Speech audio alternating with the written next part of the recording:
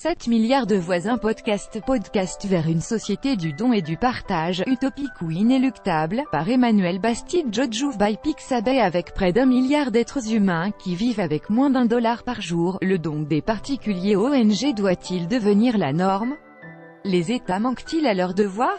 Les particuliers doivent-ils pallier les manquements des États? Les entreprises sont-elles condamnées à partager leurs profits? Alexandre Mars, fondateur d'Epic Foundation, mouvement mondial pour lutter contre les injustices sociales, auteur de La Révolution du partage, Editions Flammarion. Nathalie Blum, directrice générale du Don en Confiance, association de tiers de confiance pour le donateur. Et en fin d'émission, Juliette Fievet nous présentera son émission « Légendes urbaines » diffusée sur RFI tout le mois d'août. Sur le même sujet, Cameroun. Les réfugiés camerounais au Nigeria repoussent l'aide humanitaire de Yaoundé. En savoir plus. Côte d'Ivoire. Inondation en Côte d'Ivoire, l'aide s'organise pour les sinistrés. En savoir plus. Débat du jour. La répression de la solidarité avec les migrants peut-elle continuer?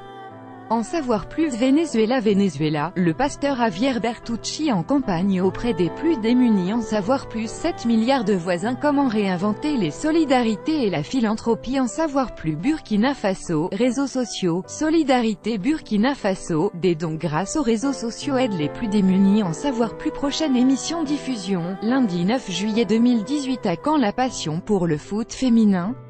À la veille des demi-finales de la Coupe du monde de football masculine, contre-pied oblige, nous parlons de foot féminin. Les filles auront le droit à leur Coupe du monde à l'été 2019. Elle se déroulera archive 1, 2, 3.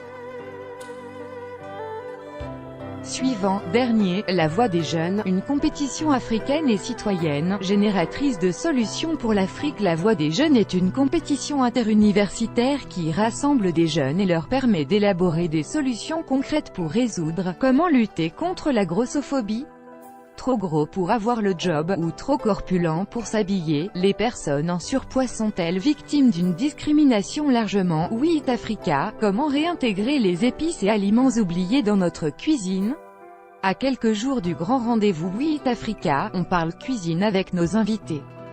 Comment réintégrer les épices dans notre assiette? National 7, voyage dans une France oubliée. La National 7 évoque les départs en vacances, les embouteillages, les platanes. Aujourd'hui, la route des vacances a perdu de son panache. Nos enfants sont-ils surprotégés? Rediffusion. Peur de l'accident, des mauvaises fréquentations. Les risques sont-ils surmédiatisés? Quelles conséquences sur l'autonomie? Comment briser le tabou de la vieillesse dans nos sociétés? Rediffusion. La population mondiale vieillit. Selon les chiffres de l'ONS, d'ici 2050, 22% de la population mondiale aura plus de 60 ans. Au-delà des problématiques 1, 2, 3.